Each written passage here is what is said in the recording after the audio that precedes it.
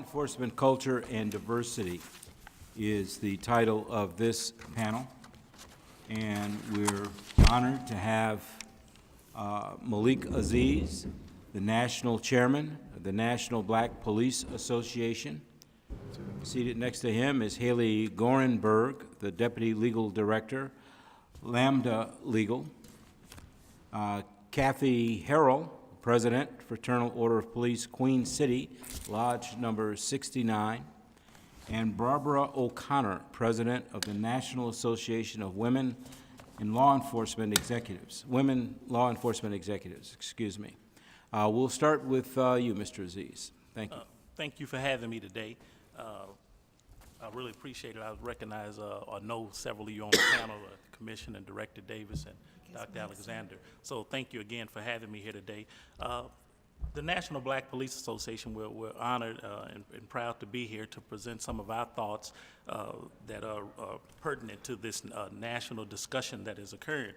Of course, we were founded in 1972 to increase the awareness of the community and to be the conscious of the criminal justice system.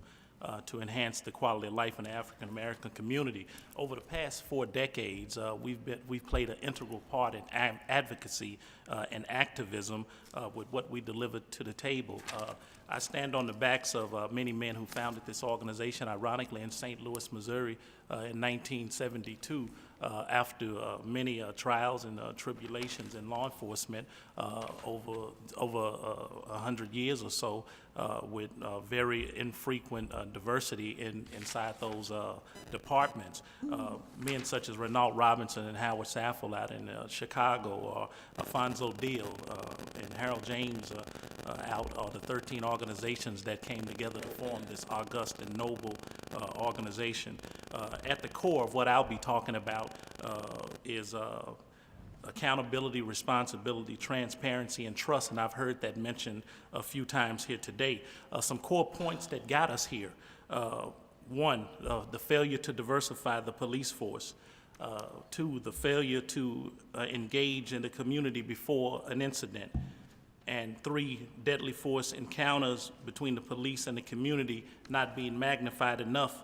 4, no body cameras, not worn, not procured, or not turned on. 5, the misapplication of deployment of resources such as armored vehicles and chemical agents. And 6, failure to inform the public of the known and reasonable facts, giving way to social media to tell the story. 7, the lack of transparency in the investigative process. 8, the inadequacy of a grand jury and the DA's office to present or release information in a timely manner. 9, no indictments of police officers and police officer shootings of civilians over decades. And 10, the lack of a national clearinghouse to make this message one of unity to the people who we serve, public servants, and we don't want to separate the two. That I am a public servant, although I represent thousands of black law enforcement officers across the country, that I believe that we are public servants and we serve the public. So I would ask that this august body consider the recommendations to immediately create a national czar, a national chief, to bring in to some of the things in policing that I'll mention here very, very briefly. In the use of force, that we should not, no police department should investigate solely, alone, any police officer involved in a shooting. Along those lines, counseling for every officer mandated that they receive counseling in a certain amount of days and for 6 months into a year, and put in some minimum standards of police officers involved in shootings before they are released back to the job. And a call for all police departments to engage in force science or some similar to train and teach the public about what happens in the use of force arena, and that includes activists and advocates and civilians, citizens, criminal justice practitioners, and defense attorneys, and create for all police departments early intervention programs that break the culture of having police officers go into a direction that is unknown when it comes to misconduct. Research and data collection, I mentioned a national repository, a national clearinghouse of information that we no longer should have to guess or do our own research when we have 18,000 police departments reporting crime statistics every year. But we take stats on all kind of things like how many sharks are bitten off the coast of Florida, but we don't know how many police officers involved shootings that there are. These are mainstays from under a national perspective. We would call for police departments to track all deadly force encounters and report them like they report their regular statistics. And for the Department of Justice to develop templates that would govern the release of not only suspects' names, but police officer names, that this scatters across the spectrum of some departments who release them while others keep them and never say them. This is not transparency that the public is demanding. We would ask that body cameras, that we equip our police officers with body cameras and tasers or less lethal methods to engage the public and be open with that, realizing that the massive funding that goes into data storage should be taken into account and should be funded or help partly funded by the federal government and private foundations. The diversity, which is a mainstream of my organization, which we have seen, and I was talking to the chief earlier, when we have to ask about how many blacks or how many women are in law enforcement, and we don't know, it further reiterates my point of having a national repository, a national clearinghouse for information so we can obtain it. And diversity in training and implicit bias training should be the mainstay in police department, understanding that we all have implicit bias and we're giving training, some none at all, others 2 hours. We have no national standardization of this kind of training that should not be washed to the side and played on a down. It should be put up into the highest echelons of the police department, and we would ask that all police departments mirror the demographics of their community. In many cities that we see, or even sitting in cities like this, in Cincinnati, we see a black population that is 45% or so, but a police department that is 16%. So it goes back to my number one point, that we don't serve diversity until a crisis occurs, and then we want to know how 53 our officer man department only has 3 blacks, and we ask the questions after the crisis instead of before. So we ask that happens. I think I heard the chief say it before, and they couldn't say it any better than I could. Demilitarization is on the forefront, but I would say that at no time should armored tanks be released on a peaceful protest. Then that is a failure of leadership. So I don't have the 1033 program. I've seen many checks and balances put in so far. We believe that more checks and balances are needed, and departments should show and prove not only why they need the equipment, but can they maintain it after they get it. And it is so important to some of the police departments who are cash poor that we in the fight for terrorism, we forgot about the other programs as cops that help the community, and we have to get them back both in the same line. Lastly, I would say that we understand what happens in our police departments when it comes to serving our citizens with whether it's 3 officers, 1,000, and it's meeting that, but we forget about the structure of supervisors, that so often we add police officers to the force, but we don't add supervisors, and we believe that ratio should be met also, that 7 is an optimum span of control, and we should look to making sure that we have adequate supervision in these departments that while we're diversifying. And as we've seen, for my last point before I pass it on, as we've seen in some departments, that most of the departments that are diverse, they are located in the top of 10, 15 cities, and the rest of them are scattered. And so we have no national standardization on what are minimum qualifications, while we watch people get washed out of the process at the door if their brother or sister has been arrested, if they have some low credit score, or if they smoked marijuana or experimented with marijuana when they was 14 and they did it 4 times, and the department across the way says, you're out of here because you smoked marijuana 5 times, not 4 times, but you can be hired at one department and not another. These are things that wash out people in the process, and we wonder why we can't diversify police departments, because as hard as it is, it's not an easy task. We're not doing some of the basic things across the nation, and we need a focus point And I would applaud organizations from major cities chiefs and Perth and IACP and Noble, as well as the MBPA and NLPOA and NLEO for trying to bring some of this into focus about what we need to do, but we need to streamline it. And for now, that's all I have to say. Thank you so much for hearing me. Thank you so much. And next we'll hear from Hayley Gorenberg, Deputy Legal Director, Lambda Legal. Thank you very much for inviting me to speak with you here today representing Lambda Legal, which is the oldest and largest legal organization pursuing justice for lesbians, gay men, bisexuals, transgender people, and people living with HIV. Lambda Legal's policing and criminal justice work includes the landmark Supreme Court decision striking down all sodomy laws in the United States, challenges to sting operations targeting gay and bisexual men, advocacy to end criminalizing HIV status, and to end use of condoms as evidence of prostitution-related crimes, cases on transgender prisoners' access to medical treatment and safety in custody, work to interrupt the so-called school-to-prison pipeline, and our recent national survey of thousands of LGBT people and people living with HIV focused on the community's experience with the criminal justice system and policing. Federal investigations of police departments and data from our sister organizations and Lambda Legal's own survey show us that we face some law enforcement agents who engage in LGBT-targeted discrimination, harassment, and assault. Police neglect also jumped off Lambda Legal's survey pages when we conducted our survey. And of our respondents who said they'd lodged complaints about police misconduct in the past 5 years, almost 3/4 said their complaints were not fully addressed. Many told Lambda Legal police neglected their reports of assault. And of those who reported intimate partner violence, nearly half of the African American, transgender, and gender nonconforming respondents in our survey, and more than half of HIV-positive respondents told us police failed to address their reports of intimate partner violence. These are highlights from our recommendations. We need LGBT-inclusive anti-profiling measures, and so we ask to extend the Department of Justice's new anti-profiling guidance to reach all federally funded law enforcement.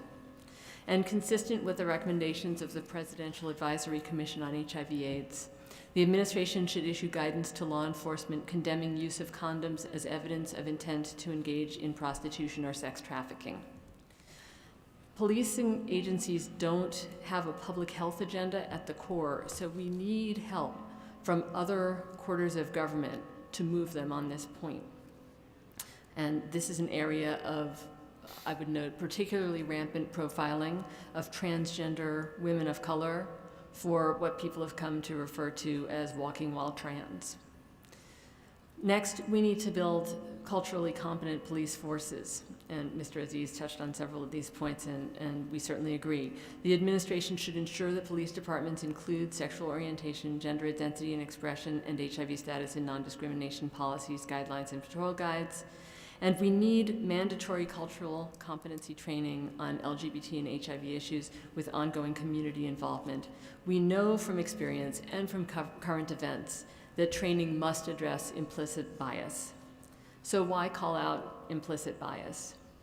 Well, we're addressing police diversity and understanding, and in our streets, police obviously hold much more power than the rest of us, but we are not safe unless the police power is informed. And I say informed because researchers who study our brain tell us that they are designed to be biased largely in favor of those with whom we are most familiar. But when a police officer has a gun in hand, training to counter this bias is a matter of life and death. So race, color, sexual orientation, gender identity, and other distinguishing characteristics require interventions if police who don't share those characteristics are to protect and serve. And yes, we should absolutely further diversify our police forces. Next, turning to ending sexual harassment and assault. Sexual harassment and assault by law enforcement officers is pervasive and often undetected. We need stronger policies to prevent, address, and document sexual harassment, abuse, and assault by local law enforcement agents. And because the people we serve are in danger in custody, anywhere in custody, anywhere they are held, we ask that the Department of Justice clarify that the definition of lockups in the Prison Rape Elimination Act regulations includes police cars and other temporary places of detention, any place that people are locked up. Next, a word about collecting information to promote safety and eliminate risk. We are wrestling with the question of numbers, of data. We know the old saw that if we're not counted, we don't count. But in the face of overwhelming reports of police abuse and concerns about what will be disclosed and communicated from a government record of sexual orientation or gender identity, we're concerned that demands to disclose during street and custodial interactions increase danger. So the bottom line, to protect the people with whom they come into contact, law enforcement agents should not be charged with mandatory data collection regarding sexual orientation or gender identity. People should have the option to provide this information for purposes of, for instance, safer placements in custody. Yet, we do agree that we need more numbers. So we are asking that questions about mistreatment of LGBT and gender nonconforming people be added to the Bureau of Justice Statistics Police Contact Survey and the Office of Victims of Crime National Intimate Partner and Sexual Violence Survey. Finally, policing young people in schools, interrupting the school-to-prison pipeline. Lots of our kids are seeing lots of police every day. The skyrocketing placement of school safety agents tasked from local police departments to schools has diverted school discipline from the principal's office to police handcuffs. Research shows us that LGBT and gender nonconforming young people are disproportionately punished by authorities. These extreme disparities do not correspond to rates of misbehavior. We urge that the administration ensure that police and schools limit interventions that push students out of educational environments to conduct that poses a serious safety threat to students or staff. And if police are to be routinely present in schools, they should be integrated into the educational community and used to connect students to community resources. It's not what's happening now, and it's endangering our young people. On behalf of Lambda Legal and our sister organizations, thank you very much to all of you for this opportunity. And thank you. And next we have Kathy Harrell, President, Fraternal Order of Police, Queen City Lodge, number 69. Good afternoon, Commissioner Ramsey, Ms. Robinson, and distinguished members of the President's Task Force on 21st Century Policing. I'm very pleased to be able to be here with you today to share my experiences with the Cincinnati Police Department, as well as with my community during my time as President of the Fraternal Order of Police, Queen City Lodge 69, representing more than 1,000 police officers right here in Cincinnati. In December of 2002, the City of Cincinnati, the U.S. Department of Justice, the local FOP, the Ohio ACLU, and the Cincinnati Black United Front entered into a federal collaborative agreement. For the next 6 years, the collaborative, as we called it, did a lot of hard work to change the culture of law enforcement in Cincinnati and the image of law enforcement in our great city. Community leaders that spent years bringing lawsuits against our officers became some of our most important allies, and the FOP in turn took up their goals and objectives as if they were our own. So how did this happen? From the very start, the Monitor team and the FOP viewed the situation as unique, a real opportunity to show the law enforcement and the community could come together without resorting to a consent decree and resolve our problems by changing the way we approach policing in our city.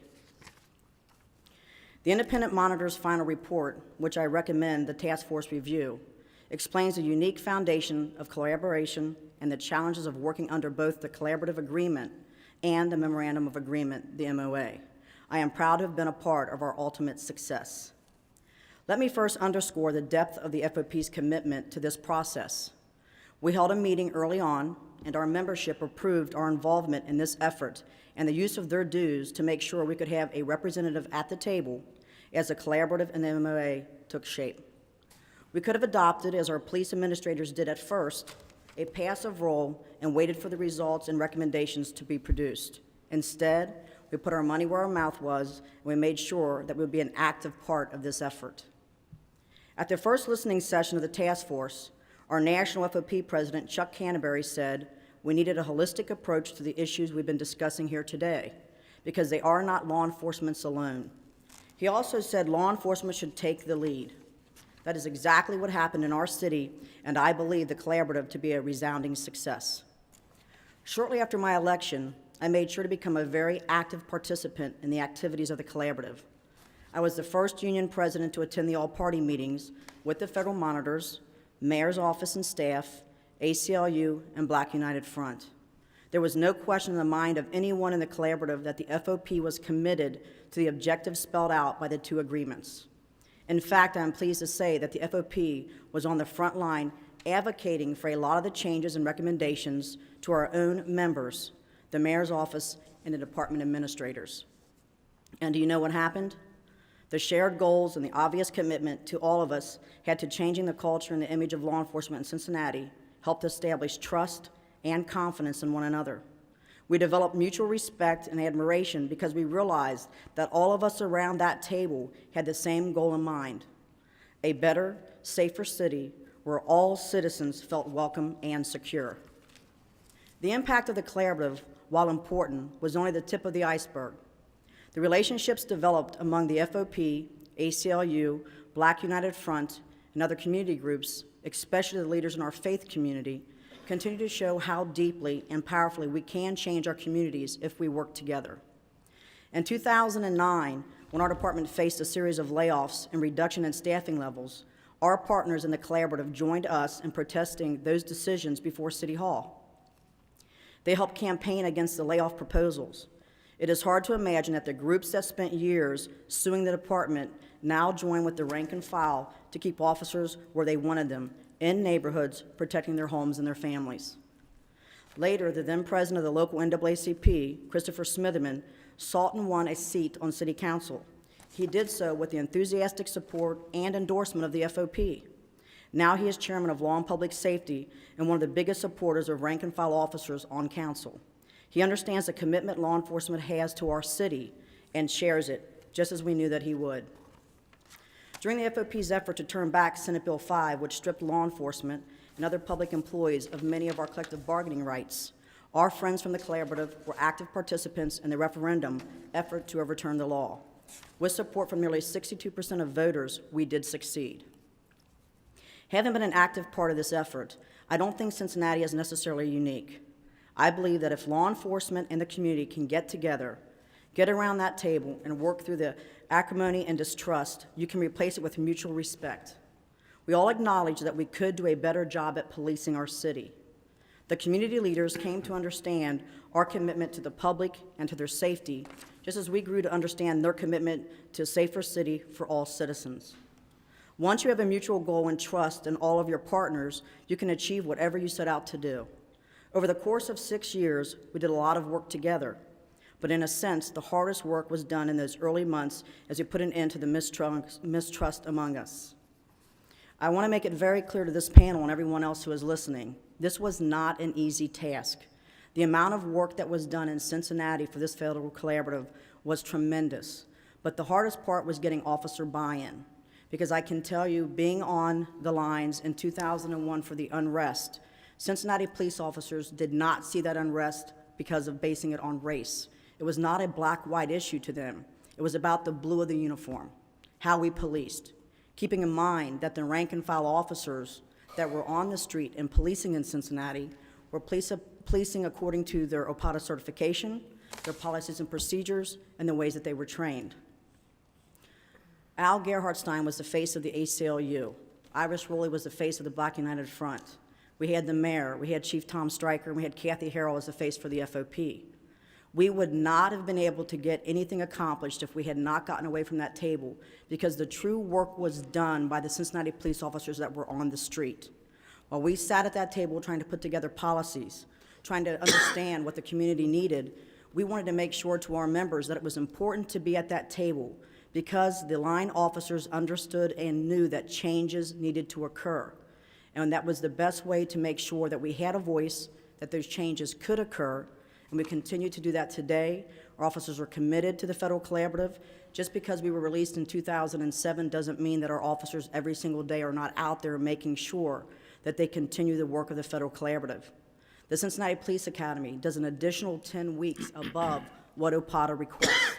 We have diversity training. We have cultural diversity training. We deal with additional training in dealing with the mentally impaired. We do community work. The work of the Cincinnati Police Department does not just stop at the academy. Our officers are dedicated. They're out there every day making sure that our community do work with us, and they will continue to do that. I am glad to have had the opportunity to discuss my experiences and those of the local FOP with this task force. I once again recommend you review the Federal Monitor's final report, which documents the success we had here in Cincinnati. Thank you very much. And thank you very much. Next, we'll hear from Barbara O'Connor, President, National Association of Women Law Enforcement Executives. Good afternoon. Chairpersons Ramsey and Robinson, members of the task force. Thank you for this opportunity for the National Association of Women Law Enforcement Executives, or NALE, to give you our recommendations to address the issue of culture and diversity in policing. As women leaders in law enforcement, we believe we bring a unique perspective to this important discussion. NALE agrees that our police agencies should mirror the diversity of the communities we serve. As an organization, we are passionate about policing in a fair and impartial manner. But in order to achieve this goal, we must increase the number of women in policing. As you may know, the national average of women serving as police officers has remained relatively stagnant at 12%. However, we know women bring a very valuable attributes to policing, and a recent study done in 2005 titled Women Police, the Use of Force by and Against Female Officers by Shook and Rabi Hemp found that female officers generally use less force in police-citizen encounters than do their male counterparts. Overall, the findings support the assertions that women and men perform policing duties differently, and that hiring more women as police officers may help to reduce excessive force. So this brings up two questions. Why do women use less force than men? But more importantly, can their techniques be trained across genders? In the following recommendations, NALE is not suggesting anyone make exceptions to women policing, and we're not asking for exceptions to the rules of the profession, but we are challenging the rules themselves. Our first recommendation is that conduct an in-depth new study and update past data to clearly identify and define the practices and techniques that have been proven to be effective and train all officers regardless of gender in those techniques. Recommendation 2, enhanced communication skills will lead to less force. Integrate into training and ongoing in-service education the art of effective communication skills. Our men and women who police spend far more time talking with those we encounter than we do with any other police procedure. We need to focus our training on de-escalation skills with the same vigor as we do training on the use of force and defensive tactics. Our third recommendation is, as part of this new training, we must add more emphasis on mediation, facilitation, interpersonal skills, along with emotional intelligence, cultural competencies, unconscious bias, and dealing with emotionally disturbed people. We know better communication skills will lead to public trust, which will minimize the use of force. Our fourth recommendation is we must place greater emphasis on problem-solving policing. These skills and strategies will go a long way to building trust and turning our culture from enforcement only to problem solvers. Again, I say to you, we are not asking for exceptions to the rules, but we are challenging the rules themselves. It is no surprise that we believe policing can be enhanced by increasing the number of women in our ranks. We also know that we're not the only leaders who think this way. However, as a society, we've generally not adapted to or encouraged more women to enter into policing. As a result, the overall number of women in policing has not risen. So our fifth recommendation is that the profession must shift its recruitment strategies to recruit more women. At the same time, we must ensure our profession makes the changes necessary to take advantage of the unique skills women bring to policing. I want to outline for you some of the challenges and issues we believe that prevent women from entering into law enforcement. The lack of a flexible schedule for those who wish to or already are raising a family. Physical fitness standards. All female officers must be able to control a situation when force of any kind is needed, but having the same exact physical standards for males and female officers does not make sense. Again, we aren't asking our profession to make exceptions to these fitness standards, but we do challenge the validity of the fitness standards themselves. We believe it's time for a paradigm shift. And I want to give you one example. Right now, for instance, the state of Wisconsin plans on instituting a new physical fitness standard. It has been determined that applying this new standard to one major city in Wisconsin, that 82% of the female officers currently performing the job well would fail to meet this new standard. The end result will be a decrease in the number of women in policing and ultimately a decline in the quality of law enforcement services to this particular community and state. Another issue is there is lack of consistency on the physical fitness standards, and too much emphasis is placed on these standards. Another issue for women is they believe they can't rise into higher ranks and raise a family. And I want to close by saying that this isn't a gender issue, and although I represent a women's issue, this is really a diversity issue. So I think you can insert women, and as my colleague has said, this applies to African American, any diversity category. We have to create law enforcement organizations that are about quality and that represent the police profession well. And this is a national issue. I want to thank you for your time, and I know I stand between you and the end of the day, or at least part of the end of the day, so I will close now. Thank you. Well, thank you, and thank all of you for your testimony. Now I'll turn to task force members for their questions. We'll start with Brian Stevenson, followed by Sean Smoot. I just want to thank all of you for your testimony today. I really see this as a really critical issue in our efforts to improve 21st century policing. I've got really just three questions. To Mr. Aziz and Ms. O'Connell, I understood you to say, Mr. Aziz, that you have difficulty getting data about diversity within police departments. And the first question is there no mandated reporting of diversity, race, by police departments at the national level? That's question number one, and the same would be true around gender. The second question is, what can organizations do to better use minority officers to help with recruitment that you think they're not doing that might be helpful to us as we think about best practices? Yeah, well, first, no, there is no national, clearinghouse or repository for that information. Usually we do our own research. We're, scanning newspapers, departmental websites, trying to put things together, from search engines. There is, just like police departments report crime statistics every year, mandated for them to give those statistics. We don't have the same for diversity in law enforcement. So you would know what a city has in its demographics, especially.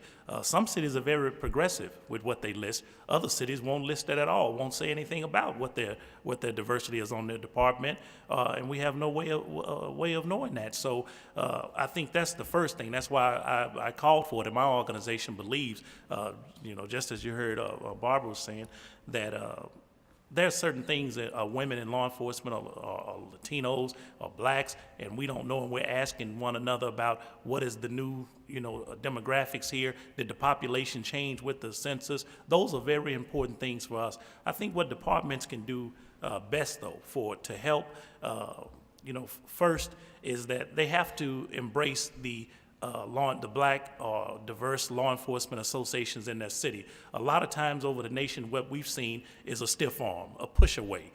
They don't want to embrace any organization that has some ethnicity language in the title, as far as it becomes to sitting at the table, or it comes to education and training. Those things have been put to the side. I think there's an example of one police department, I'll say, that in St. Louis, that the police department partnered with the local Black Police Association, MBPA, in St. Louis, and they gave them funds in order for them to go out and become part of the solution. You present a problem, they engage them to become part of the solution and help recruit and retain blacks in their city. I think that is it's very rare or frequent that a department would do that and have checks and balances in order to get that done. I think that's the number one thing that we can do, is show that we embrace organizations who may be different instead of pushing them away because of some title. Yeah, so I would echo that there is no data, and we take sort of shots in the dark to sort of figure this out. And one of the statistics we talk about is that the number of women police chiefs is at like 1%. But there really is no hard and fast way to actually prove or disprove that particular number. In terms of recruiting, that's a whole another complex problem, because I think not only is it a matter of recruiting, it's then when you get them on, having them work in an environment that is truly welcoming to them, and then retaining them. And I think there are some departments that have done good work. I know sitting here throughout the day, you've sort of asked for that. So I would point to Austin PD in Texas. They have about 24% women. I don't think it's any coincidence that Austin PD years ago was on the forefront of developing unique sexual harassment policies and allowing their female officers to report outside the chain of command. So I think that's a good example of, Austin PD does some great recruiting efforts, but they recognize it's not just about recruiting, it's about then what's the environment like within your organization. And you're absolutely right, your best recruiters are your officers that are happy. And just one follow-up. I listened really interestingly on this question about reporting on sexual orientation and status. And I understood, and I just want to get clarification of this, that the organization right now doesn't believe that kind of data collection is necessarily critical. But I thought I heard you say that when interacting with people who are accused or suspect, that you did think it was appropriate for officers to gather data about sexual orientation and status. And I just want to understand that, because you can imagine the same challenges are going to emerge for people who encounter police officers who fear harassment or abuse or under enforcement if they report that kind of information. I'd just like to hear a little bit more about your thoughts on that. Right, it's a very difficult thing to confront, and it's not just my organization, but other sister organizations, and we've sat around the table and we've talked about this because we know that data is very significant. Data can be a real driver, but we cannot figure out how it could be, and this is in consultation with community members, just widespread consultation, how it could be that we could have officers essentially mandating that one question you will ask in each interaction is, what is your sexual orientation or gender identity, without endangering people further. It's not a safe interaction. Furthermore, if that gets recorded and tagged to them, given the lack of protections in so many ways around the country in so many states and communities, the idea of having a government record then that is in circulation potentially, that is tagging them this way, is pretty terrifying, actually. But the flip side of it is that we know, and I talked about people being safe in lockups, we know that people need to have the opportunity to talk about what might make them unsafe and what could make them safer. And so being able to disclose your orientation, your gender identity, to talk about safety factors and where you want to be housed or kept, that is very important and also consistent with PREA, and we would like to have that extended to all sorts of lockups. And then because we do know that the data is significant, that's why we suggest that maybe from some of these widespread surveys, questions could be injected into the surveys to start gathering the data on where the problems are to further reinforce and guide problem solving. And that's the best we've come up with. Mm-hmm. Okay, thank you. Sean Smoot, followed by Jose Lopez. Thank you, Mr. Chairman. First of all, President Harrell, I wanted to just congratulate you. And I mean that very sincerely. I work with police departments all over the United States, and not many have union leadership as forward-thinking as yours. So your folks are very lucky to have you, Thank you very much. Represent them. And actually, we've been involved in some situations where the unions had to fight to get into the monitoring process or get into a consent decree litigation. So I think that's just phenomenal. I wanted to talk about or ask about diversity hiring in particular, because this is not, this actually isn't a new or crisis-driven issue in my experience. I've been involved in law enforcement in one form or another since 1991. And even then, there was a concerted effort, a concerted concern about hiring having a diverse workforce in law enforcement. And that it has changed over the last 20-some years or so. But I guess my question is, can you identify a program that you're aware of, or a community that's doing a good job of recruiting a diverse workforce? I've seen communities that changed their educational requirement, went from a strict list, a rank list, to a banding to kind of open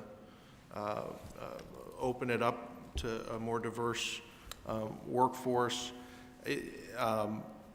I've seen departments target advertising to the LGBT community, to the African-American community, to women. You all are up there, and I ask any of you to answer this question.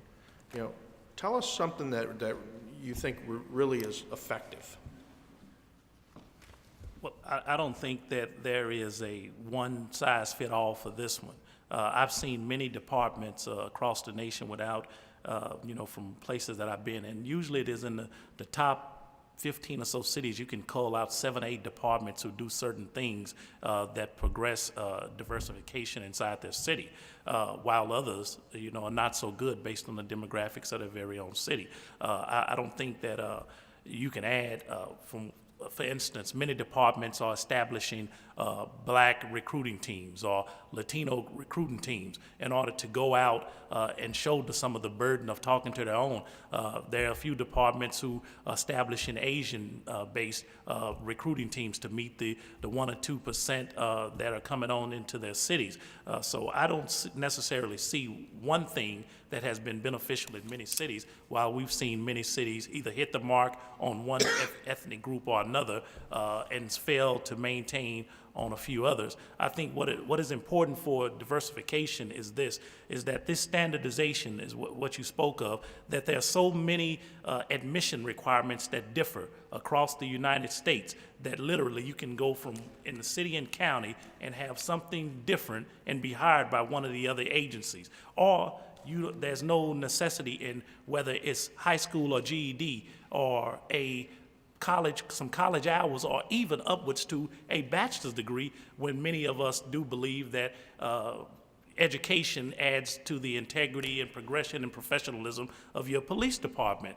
But there's no standardization in any police department with subjective rules, some very subversive into the admission process, into the recruiting process, the background, and then the academy. So the washout for minorities is very real. Just because you get them to show up at the door does not mean that they will fail out in admissions, the background, the academy, and then the training cycle inside the department. So there's a very real existence of some kind of differentiation being made for people who show up and try to diversify in a police force. And many chiefs are doing a very good job of sending that out, while others are not doing any of those basic things that you would require in order to bring them in the door. And I will add that the job of recruiting is very difficult, especially in black communities, because black communities historically have, it's very real for blacks to look at a video and see dogs or fire hoses being, let loose in the South. That's very real. So that's just not 100 years ago, it's 40 years ago. And so so most parents are teaching their children to be doctors or attorneys or engineers into a profession that they think is a high mark. And policing is a backside based on the historical background of policing, our interaction or fail to interact with communities of color. And then you put that into the modern day context of that we still have to give talks to our children about how do you act when you're stopped by the police. So when you put all of these things inside of a mix, it's a recipe for disaster. So, as Mr. Smoot, I don't know if it's one size, in my opinion, that fits all. I think that we have to mandate for police departments to do some of the very basic things, like just say, I support a diversified police force, and then follow it up with some type of action. I would just like to add that in Cincinnati, we have a very diverse recruiting unit. And we do, as you stated, we do target certain colleges around the country as well as specific neighborhoods. We do advertisement on mass transit, et cetera. But I think that what needs to be taken into consideration is, in all the bad budgeting times, Cincinnati police was almost a 48% minority police department. And when we were going through our first layoff discussions in 2009, we actually had a city council member who was a female African-American that said that she believed she deserved a pay raise because as a minority, she had to work harder on city council. And my response to her was, well, you're looking at right now is one of your proposals demoting 25 sergeants, 18 of which are minorities. Will that make you change your mind? When we started looking at layoffs, because a lot of the number reductions that we're seeing in Cincinnati as well as around the country, we had 1,135 police officers in 2009. We now have, because we have a recruit class that's going to graduate on February the 27th, which will take our number to 1,009. Right now, we have about 950 officers. So, of course, when you look at that diversification and those retirements of over 180 that we lost a large percentage of our African-American officers, et cetera, and others to retirement. And that's not anything on the union, that's not anything on the Cincinnati Police Department. It's because of budget crunches. We haven't hired since 2008. We now have our first recruit class in. It's a very diverse recruit class. It's going to be, as I stated, graduating at the end of February, and hopefully when the budget continues to increase, we'll continue to hire more diverse classes, and I think that those will increase our numbers as well. So I would just add one other thing. Generally, to become a police officer, although the standards are not consistent across the country, generally, you need to have never been convicted of a felony, a high school diploma or GED, take some entry-level knowledge-based exam, then physical fitness, psychological, and then a background. And there's no consistency across the board as to what those things are. And a lot of agencies give one test and it'll be valid, and they sort of work their number, as you said, down through the test for a year. I think with today's young people, that doesn't work. And I think, we just blew up our process, speaking personally at the University of Connecticut, because having people sit on a law enforcement list for 2 years just doesn't work. It's not the way young people think about their employment. So we're now testing actually every 30 days. And I would prefer to even go to an online testing process.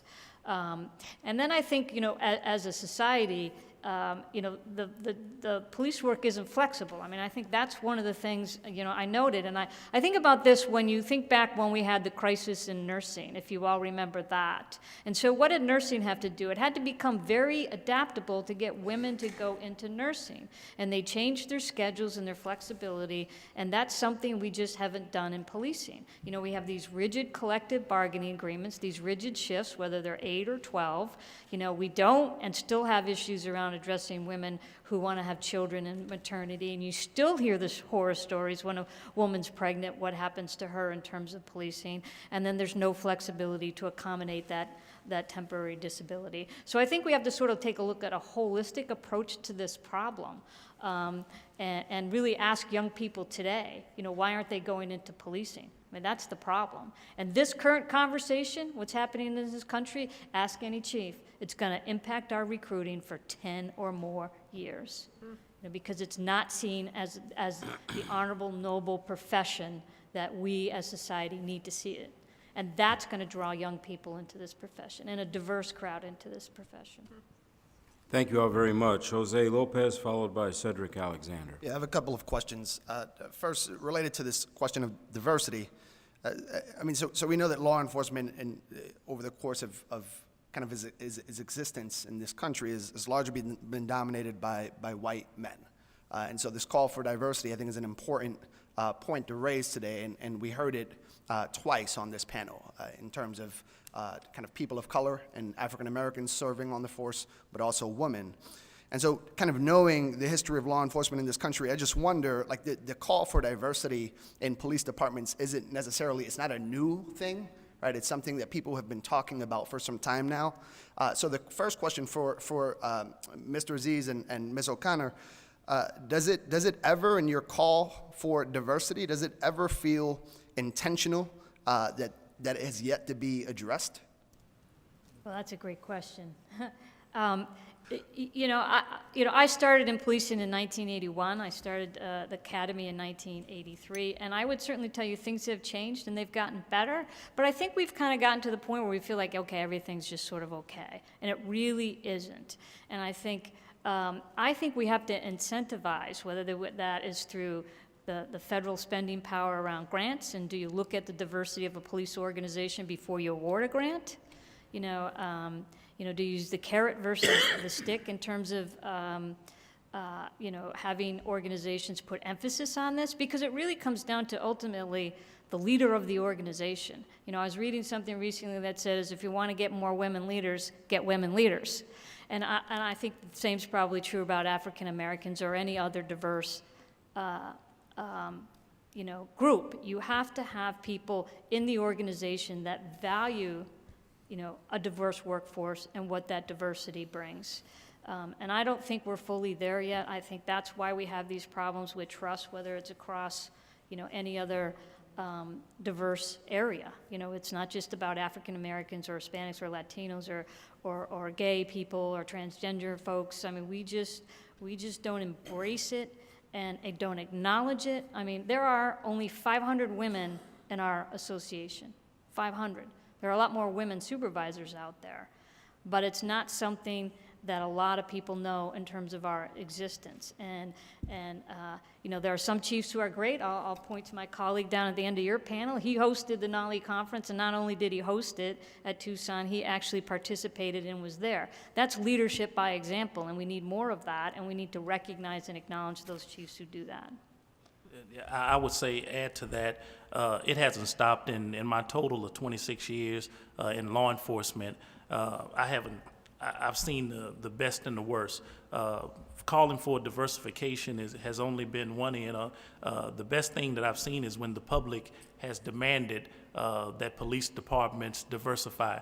The worst of it is that what we see post Ferguson or post New York, where you come in, it comes into play. What is the demographics of your police department, and that gives rise to a new level of commitment in police departments for police chiefs to city governments to say, we want to have a police force that reflects the demographics for the citizens in which we serve. But the flip side is that the citizens have to demand it. And police departments have to actually go out and do the things and set up the things that are very difficult, because we would all like to believe that the best qualified should always get the job, that this person is better qualified than the next, or there is some kind of underlying or undercurrent movement after that we become all blue and we're all the same. But we're not all the same in the eyes of you don't have to do a lot of recruitment for what is seemingly, what was said earlier, a white male-dominated workforce. There's not very much recruitment in that when out of 1,000 applications, 800 or 900 of them are white males, and then the rest is a very small dynamic. It hasn't ever stopped. Since I've been here, what I've seen is it change and take various forms. Either it's on the front seat, it's on the back seat. It's not mentioned at all. Crisis occurs, let's do this. I would reiterate what I said before. Until we understand a national call, and I think, and I'll get this to Commissioner Ramsey, because he spoke at my conference too when I was in his city, and he did a great job. But until we have police chiefs, police commissioners, superintendents say, we believe in this, and we're going to do this, and we're going to establish teams, and we have the basic, most promising practices, the best practices and most promising practices, and we put them into motion from a national directive, from national organizations and a national government that says do these things, then we won't have to worry about 100,000 black police officers in the top 10 cities any longer. Then we can spread out a little bit more, or we won't have to worry about 100,000 Latinos represented in even less police departments. So I haven't seen it change in that kind of way, just take on various forms. I'd like to try just a brief postscript, I know not from the law enforcement professional, but just to ask the group, if we're talking about recruitment, aren't we talking a little too late in a way? When we're talking about recruitment teams going out now to recruit to diversify, because I think that what we're hearing from the people that we serve in our mission is investment in the community before then, and presence in the community at community meetings and organizations, and knowing people and being connected there. And that if we had that kind of community investment and connection at a more felt level, that when the recruitment teams then form, they're going to find more fertile ground. Well, can I add That's absolutely correct. it's the first thing of saying, how do we do community-based policing, real community-based policing? That's what I started out with. When you have a failure to engage the community, then you have the crisis that brings in all of the other things that come to light. That's what happened before. I would say in community-based policing that we would have a real and proper engagement, realizing that you don't have to be a particular color to actually do community policing in a neighborhood. All you have to do is care.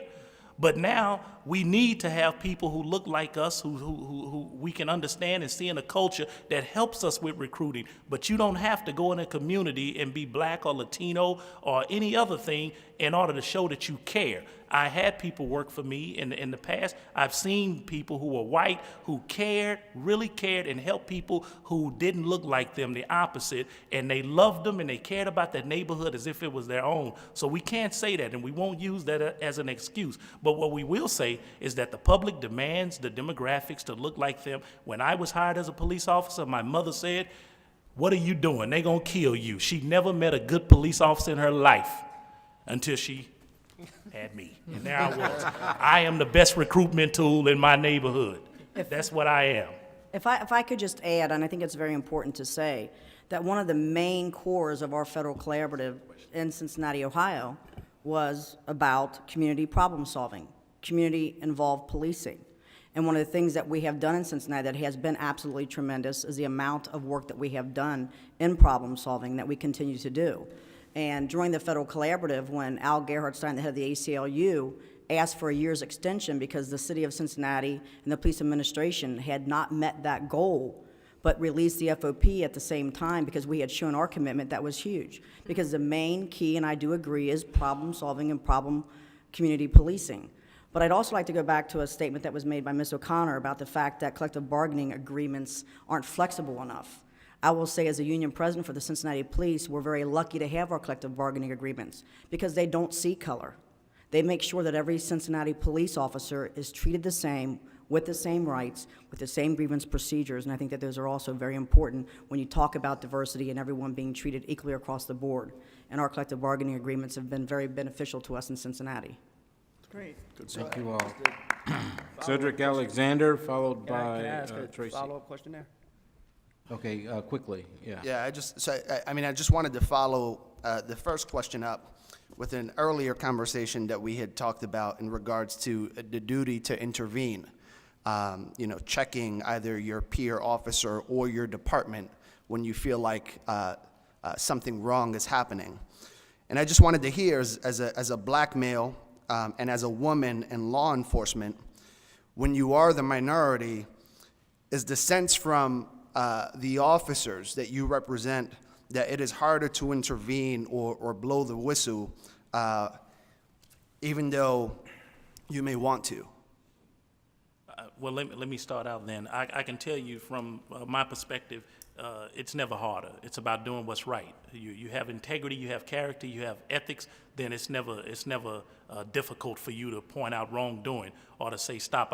I tell officers who have worked for me in the past as their leader, then you are obligated to, if you love your brother in blue or your sister, then you are obligated to pull them back when you see them doing something wrong. And you are obligated by the badge that you wear, by the authority that's been given to you, to actually bring it to light. You are obligated. And once you have that leadership in place and you put that as a directive and a focal point, you don't have any difficulties in pointing it out. There isn't a code of silence. There isn't some thin blue line there that would separate and make it us against them when you believe that you are the community and the community are you. When you feel that way, then you don't have any difficulty. And in some departments, I know it's different in Cincinnati, but if we have officers that want to make some type of a complaint against a supervisor based on, color or race, religious beliefs, or anything else, it's not handled within the Cincinnati Police Department. So they don't have to worry about going to a supervisor above them and et cetera. They go through the Cincinnati Human Resources Department, and the complaint is filed there. If it can go back to the police department, but if the member chooses not to have the police department handle it, they don't have to. It can stay strictly outside the police department and within human resources, which I think is very important. So, and I would just add, I think it's absolutely right on the mark when you say it's about the culture within the organization. I think, and that's the hardest thing to assess. And I think that's the hardest thing for the community to assess. What's the culture of our police department? And I think if you build a solid culture where you say these things will not be tolerated, I don't necessarily think that that's a specific issue around at least gender. I think you just reinforce honesty. You have, systems in place where you check on officers' behavior, trust but verify, and you hold people accountable, and you create that culture within your organization that respects, people. Thank you all. Cedric Alexander, and the last question will go to Tracy Mears. I will stand down, Mr. Chairman. I'll ask any questions in respect to the time in our panel here as well, too, because those questions will be a little lengthy, and so would my remarks. So I'll let my esteemed and brilliant colleague, Ms. Mears, take any time that I have. All right, so this is a question that I think gets to what Chief O'Connor was saying about making the job attractive to people, not women, just women, people who have other aspects of their lives that they are concerned about, whether they're women or men, mothers, fathers, parents, children who have to take care of their parents. I mean, these are concerns for everybody. And I wonder, any one of you could answer this, but I wonder if one way of thinking about this is not just about changing shifts, but thinking about the distribution of who does tasks as between sworn officers and civilians. Do we think that we should really sort of radically reimagine who actually has to be an officer in order to get the job done that policing agencies need to get done, and might that be a helpful way to think about addressing some of these problems? Well, that's so radical, I'm having trouble even following that, quite frankly. I think, we in policing have, and a lot of agencies have done this, where you don't necessarily need that sworn law enforcement officer. So evidence collection, we all sort of watch these things on TV now and know that some of these folks are actually civilianized workforce. You have records, you have dispatching, which used to be police officers, is now a civilianized workforce. I think there's a certain amount of the workforce that always has to be sworn law enforcement. And I think that's where it becomes challenging based on, the structures of the profession. We generally have gotten away from, let's use part-time police officers, yet nursing has part-time nurses. That's why I thought about it. Yeah, right. So, but is there a way, radically thinking outside the box, as you suggest, that you have part-time or they're full-time police officers who pick a flexible schedule like we do in the private industry, and they pair up with another officer and then another officer, so the 40-hour work week is covered and the 24-hour shift week is covered. That's the piece where we need to actually work with our unions and think differently about our collective bargaining. Right, because everybody can't be treated the same in that world. If we continue to say everybody's going to fit into this box, then the number of people or the kinds of people that are in that box are going to remain the same. That's ultimately my point. Absolutely right. All right, well, thank you all very much. This has been a very informative panel, and please help me thank them properly. Thank you.